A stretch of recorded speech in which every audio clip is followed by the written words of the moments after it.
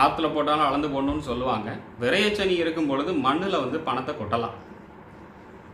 மண்ணில் பணத்தை கொட்டலாம் அப்படின்னா அதுக்காண்டி நிறைய சம்பாதிச்சு எடுத்துகிட்டு போய் மண்ணில் கொண்டு போடுறது வந்து சாலச்சிறந்த பலனாக இருக்காது.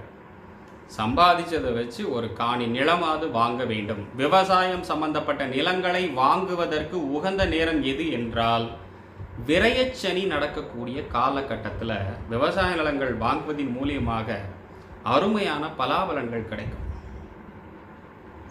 நல்ல சம்பத்து உண்டாகும். அதே மாதிரி தொழில் விருத்தி,